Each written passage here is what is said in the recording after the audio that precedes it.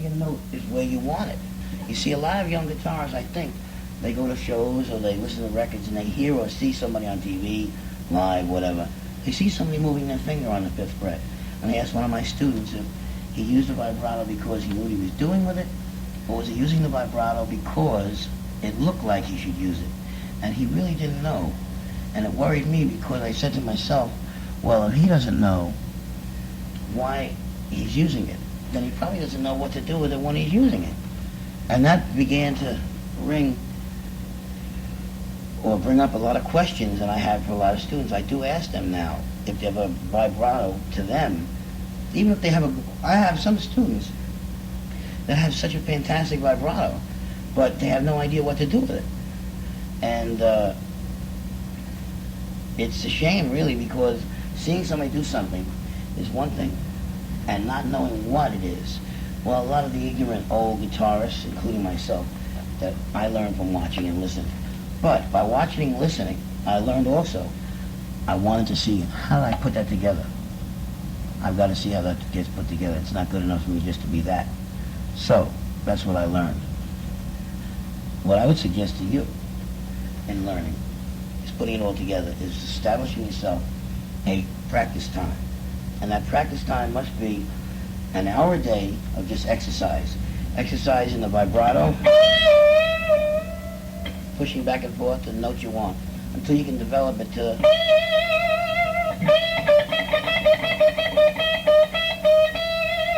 And remember, even in that little stretch, there are other notes in the midst of that.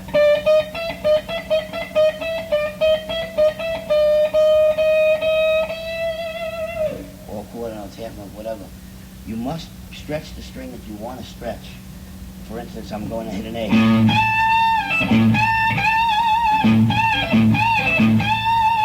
You should practice stretching and hitting the string that you want.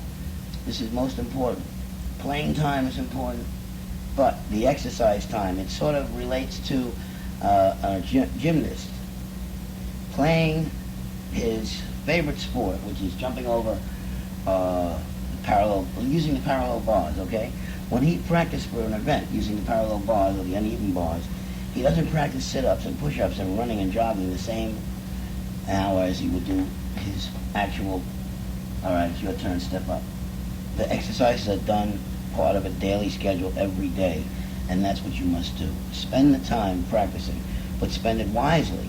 Sitting down and playing something that you've already played, that you've been playing for years, is totally a waste of time. All guitarists, and I must point out myself included, and I believe I've heard, somebody even said, Eric Clapton, that all guitarists play off cliches. And I have to agree.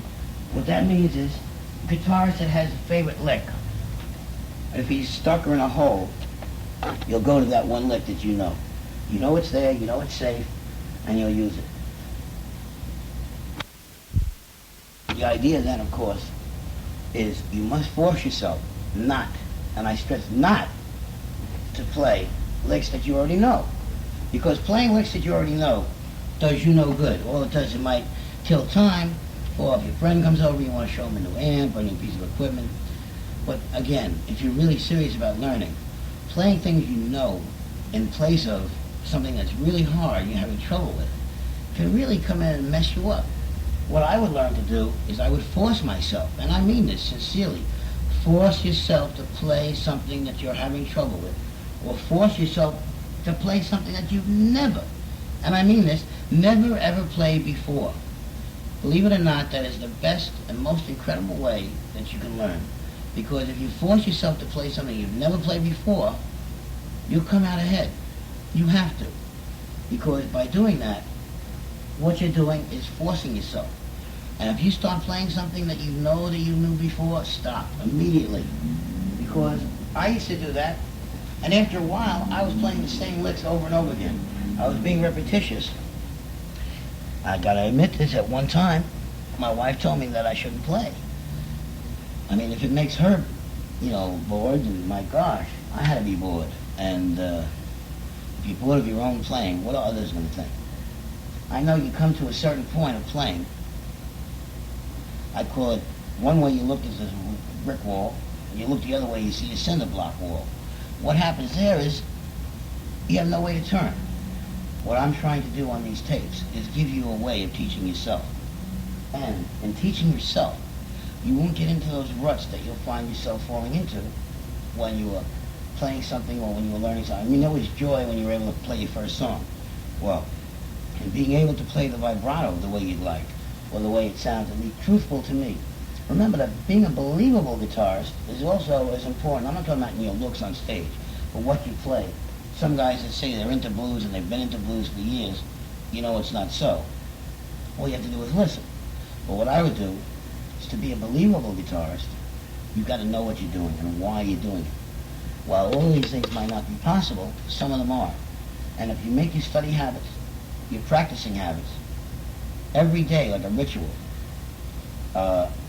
you can't lose. Some people used to say I was lazy because I used to work 300 days a year in the mountain. And when I had time off, I would do nothing for 6 months. And in a way I could say, well, that's my excuse, I work very hard. But the point is, it's my time, I use it the way I want. A lot of people don't go for that, however. What I would suggest, though, is making a time and using it wisely. How you spend your time playing and what you do at that time. Most people don't have that much time to practice. So when you do practice, my God, give it everything you got. And I hope that this help will come back to me in the form of a tape where I might hear whoever is, whether it's a band you're playing,